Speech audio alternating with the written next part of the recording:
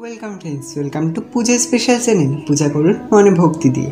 রাধে রাধে বন্ধুরা, আমাদের সনাতন শাস্ত্রে সময়কে খুব শক্তিশালী বলে গণ্য করা হয়। সময় চাকায় মানুষকে খুশি, দুঃখ, কষ্ট, লাভ, ক্ষতি এবং জন্ম মৃত্যু সম্পর্কে পরিচয় করায়। আপনারা হয়তো এই বিষয়টি দেখেছেন যে সময় মানুষকে অনেক কিছু শেখায়। সময়ের চাকা রাজাকে যেমন ফকির বানিয়ে দিতে পারে, আবার ফকিরকে রাজাও করে দিতে পারে। আর এটা মনে হয় সময়ের জন্য কোনো মানুষের সুখ এবং দুঃখ দেখা দেয়। কিন্তু আপনি কি কখনো ভেবে দেখেছেন যে আপনার জীবনে শুভ সময় যে আসতে চলেছে, এটি কিভাবে আগে থেকে জানা যাবে? আজকের এই ভিডিওতে এই বিষয় নিয়েই আলোচনা করব যে মানুষের জীবনে ভালো সময় আসার আগে ভগবান বেশ কিছু সংকেত দিয়ে থাকেন। এই বিষয়ে নারদ মুনিকে শ্রীকৃষ্ণ বিস্তারিত বলেছেন। হিন্দু পৌরাণিক গাথা অনুযায়ী একদিন নারদ মুনি যখন ভগবান শ্রীকৃষ্ণের সাথে দেখা করতে গেলেন, তখন তিনি ভগবান শ্রীকৃষ্ণকে বললেন, হে পরমেশ্বর ভগবান, কৃপা করে আমাকে বলুন কিভাবে একটি মানুষ তার জীবনে ভবিষ্যতে আসতে চলা শুভ সময় সম্পর্কে জানতে পারবে। তার উত্তরে ভগবান বললেন, হে মুনিবর নারদ, আমি আমার ভক্তদের ভালো সময় আসার আগে কিছু সংকেত দেওয়ার জন্য পশু, পাখি, ছোট বাচ্চা এবং নিজের ভক্তদের দ্বারা সংকেত দেওয়ার চেষ্টা করি, যা জ্ঞানী ব্যক্তিরা সহজেই বুঝতে পারেন, কিন্তু অজ্ঞানী মানুষেরা তা বুঝতে সক্ষম হন না। ভগবান শ্রীকৃষ্ণ আরও বললেন, হে মুনিবর নারদ, এই সংকেতগুলির মধ্যে যদি কোনো একটি সংকেত কোনো মানুষের জীবনে ঘটে থাকে, তাহলে নিশ্চিত রূপেই তার ভালো সময় আসতে চলেছে। এই সংকেতগুলির মধ্যে প্রথম সংকেতটি হল, যখন কোনো মানুষের ব্রহ্ম মুহূর্তে আপনা আপনি ঘুম ভেঙে যায় আর চোখ খুলে যায়, আর সেই মানুষটি নিজের অজান্তেই তখন ভগবানের নাম স্মরণ করতে থাকে, কিংবা মানুষটি এই সময় মনে হতে থাকে যে অন্য কেউ তাকে ভালো কোনো দিশা দেখাচ্ছে, কোনো উপদেশ দিচ্ছে, তখন এই ধরনের মানুষের এটি বুঝে নেওয়া উচিত তার ভাগ্যের দুয়ার খুলতে চলেছে, আর খুব শীঘ্রই তার সফলতার নতুন নতুন রাস্তা পেতে চলেছে, এবং এই সময়ে আমি তাকে স্বয়ং সাহায্য করি। বন্ধুরা, যদি আপনাদের ব্রহ্ম মুহূর্তে নিজের অজান্তেই ঘুম ভেঙে যায় এবং আপনারও ঠিক এমনটাই যদি পরিবর্তন এই সময় অনুভব করে থাকেন, তাহলে নিঃসন্দেহে বুঝে নেবেন আপনারও দ্রুত ভালো সময় আসতে চলেছে। দ্বিতীয় সংকেত প্রসঙ্গে ভগবান শ্রীকৃষ্ণ বললেন, হে মুনিবর নারদ, যখন কোনো মানুষ মন থেকে খুশি থাকে এবং সর্বদা তার মুখে একটি হাসির ঝলক দেখা যায়, এবং এমন মানুষ যে তার রাগ বা ক্রোধের উপর নিয়ন্ত্রণ রাখতে সক্ষম, সেই ধরনের মানুষের জীবনে খুব শীঘ্রই ভালো সময় আসতে চলেছে। এই ধরনের মানুষেরা যখন কোনো জিনিস সম্পর্কে ভাবেন, তখন তার ভাবনা থেকেও সে বেশি পরিমাণে সেই জিনিসটি পেয়ে থাকেন। আপনারা নিশ্চয়ই এই বিষয়টি শুনেছেন যে প্রসন্ন চিত্তে মানুষের মধ্যে সর্বদা ভগবান বিরাজ করে।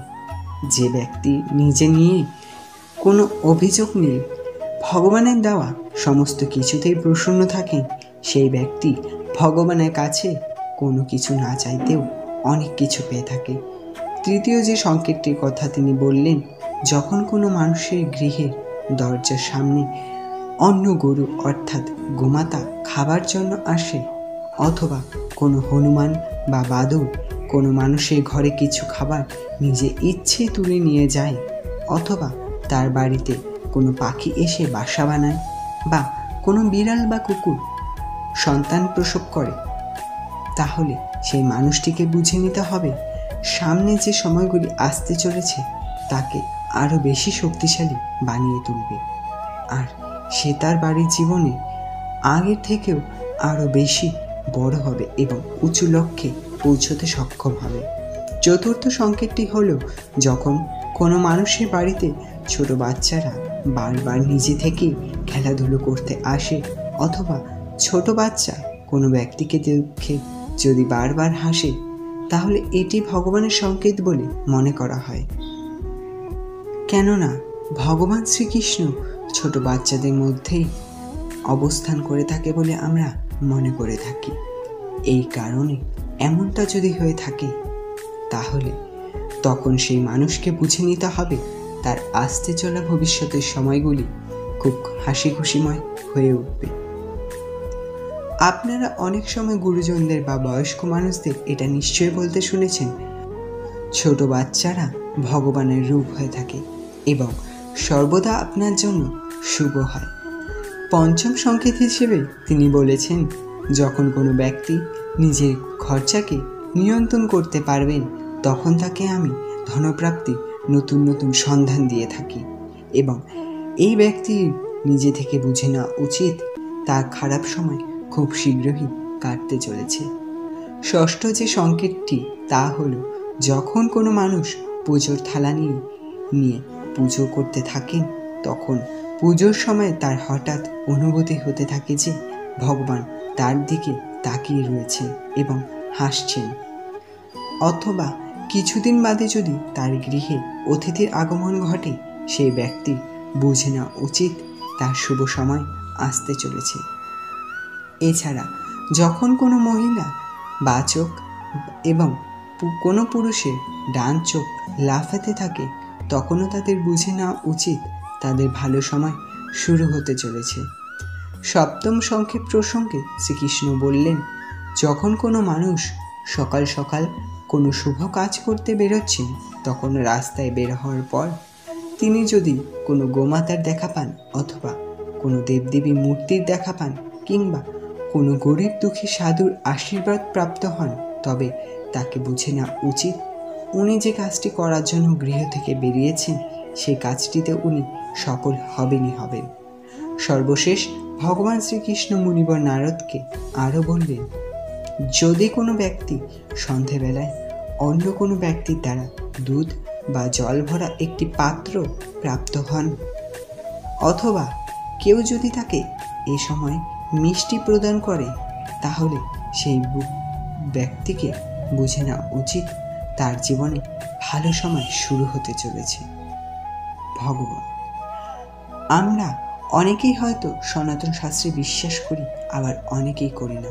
এ সময় দাঁড়িয়েতে পৃথিবীর প্রায় 80% মানুষই এই সনাতন শাস্ত্রের ওপর বিশ্বাসী নয়, কিন্তু আমাদের আদিমকালের পুরুষ অর্থাৎ আমাদের আদিপুরুষরা আগে এই সনাতন শাস্ত্রে বিশ্বাসী ছিল, মেনে আসতো, তাই আগে হয়তো এত আনন্দ উচ্ছ্বাস ছিল।